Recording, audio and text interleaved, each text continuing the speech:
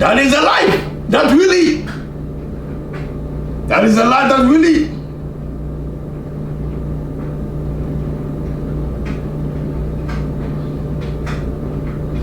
That is the life that we live.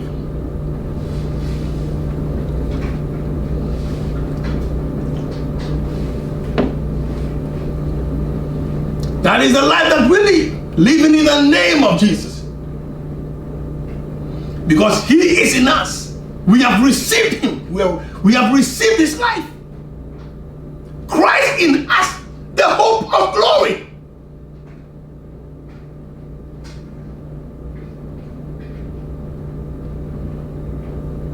And therefore we have become part of God's family. Become part of God's family.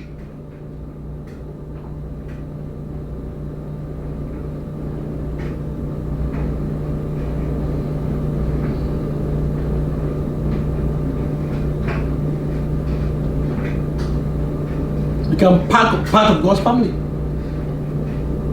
So you listening to me, if you have not received Jesus, God wants you to receive Jesus so that you can become part of God's family. You have to be born again to become part of God's family. You have to be born by God. You have to be born again, a spiritual birth, to become part of God's family. And you listening to me, if you have Jesus, Hebrews says, Hebrews 2, 11 and 12.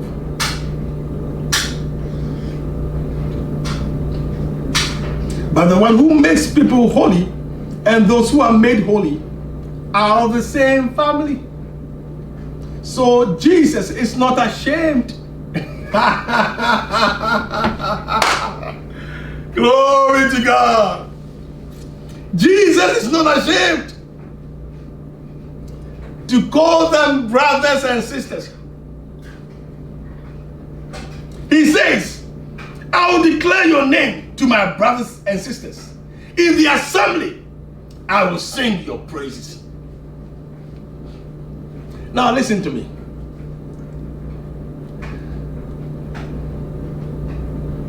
If you have not received Jesus, it doesn't matter what you have done, or it doesn't matter what you are doing. It doesn't matter your past, your history. It doesn't matter your current situation.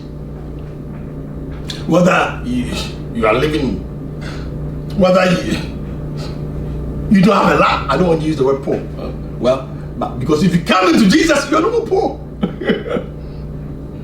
Because He came to be poor that we might be rich. Amen. If you come into Jesus, you are no more unrighteous. You are no more a sinner. Because Harakas. Bible says, he who knew no sin. He who knew no sin. The righteous one knew no sin. Unblemished Lamb of God. He became sin for us, so that we might become the righteousness of God in Christ Jesus. Or paraphrasing, the righteousness of God that is in Christ Jesus. So when you get into Christ, then you have or become God's righteousness. Come on, somebody. Come on, somebody. You receive His righteousness to become part of His family. That is His DNA. You are no poor. You become rich in all things, spiritually rich in all things, and especially physically rich. The Bible over here was talking about physical riches.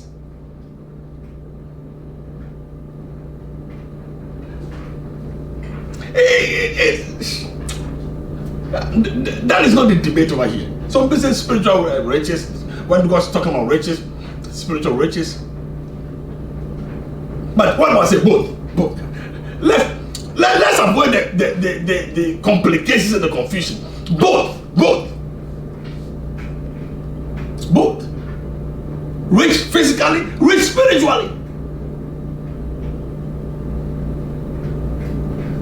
Amen.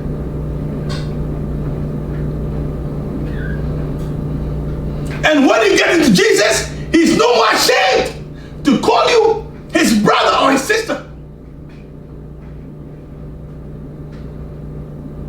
It doesn't matter how much you have in your bank, where you are living, what car you ride, whether even you have one, whether you're walking, the clothes you wear, your level of education, your background. He says he's not ashamed of you. No, he's not ashamed of you. Watch your life. Watch your life. Watch your life. He's not ashamed of you. Because you are his brother and sister. You are part of the family of God. And I tell you, you are in the royal family. You can't remain the same again. You can't remain the same again. You can't that righteousness.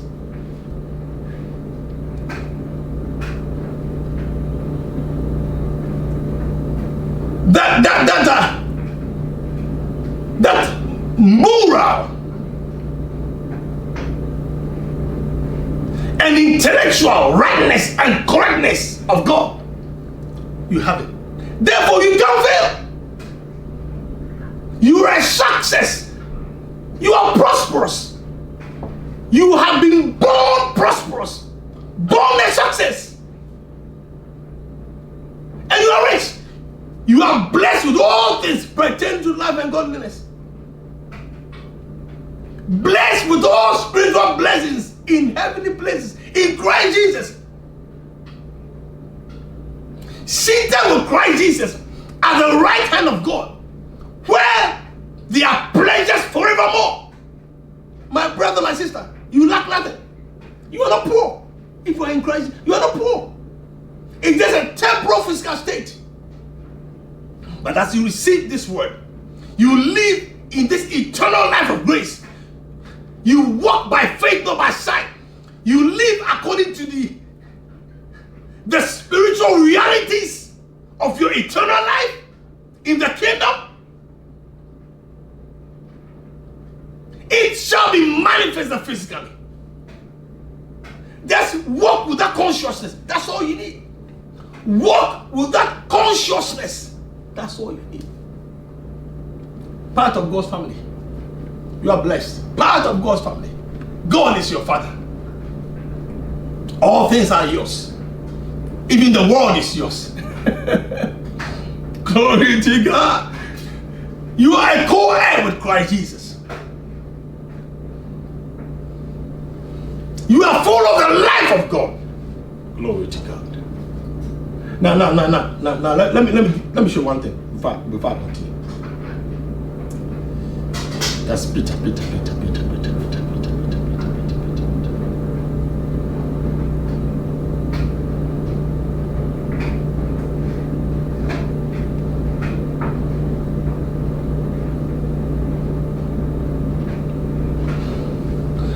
Peter put it this way.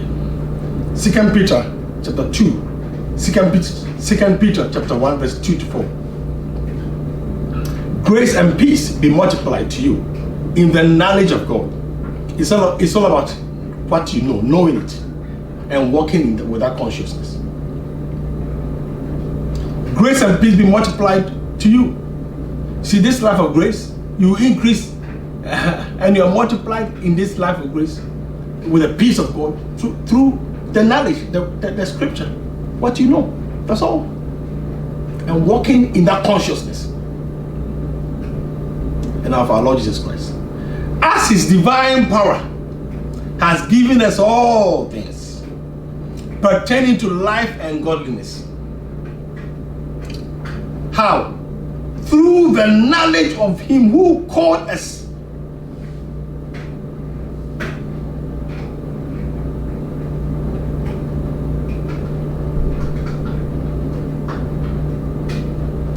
by glory and virtue,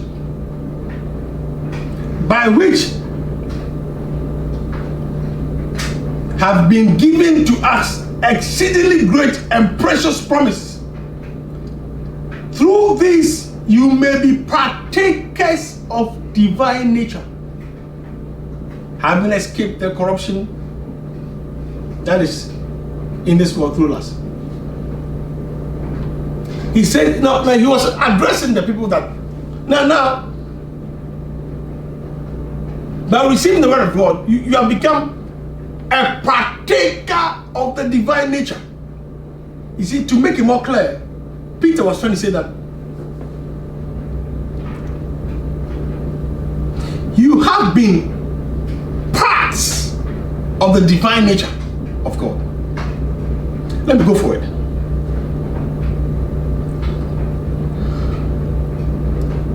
When, before you receive Jesus, you are part of the humankind, of the mankind.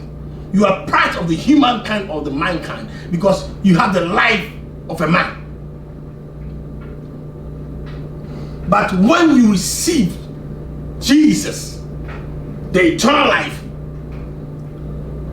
then, which is the life of God, and become part of God's family, then you become part of the God kind, not the mankind.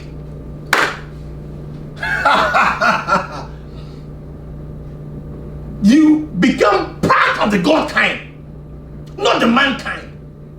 You see like God sees. You behave like God behaves. You think like God thinks. You have like God has. All things are yours. You speak like it with that boldness and confidence and the wisdom of God. Looking like God because you have the image of God, which is in Christ Jesus, the image of Christ, predestined to be conformed to the image of His Son. You look like God.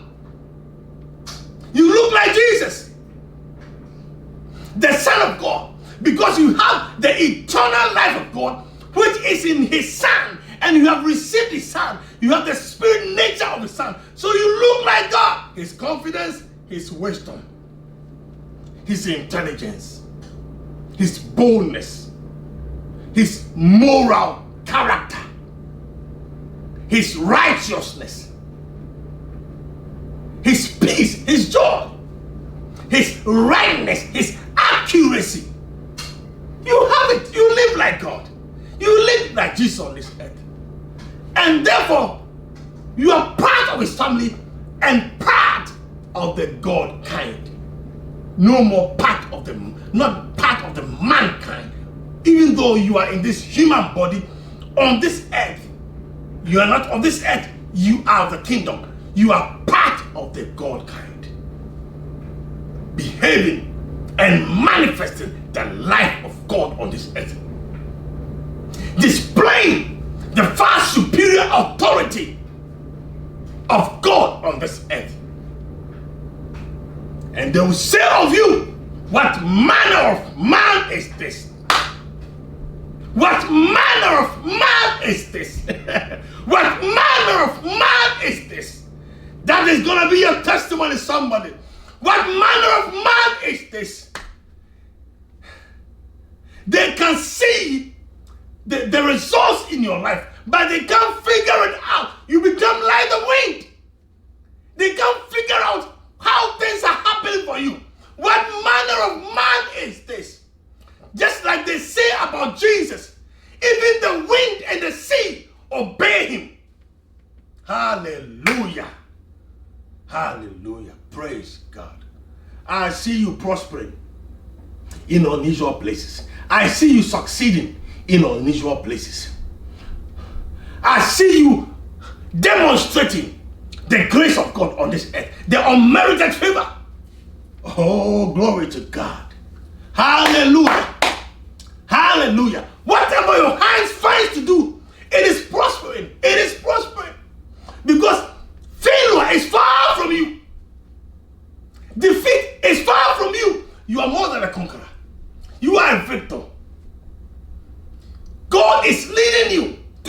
substance. You are walking triumphantly. You are succeeding. Your path is like a light that shines brighter and brighter unto the perfect day.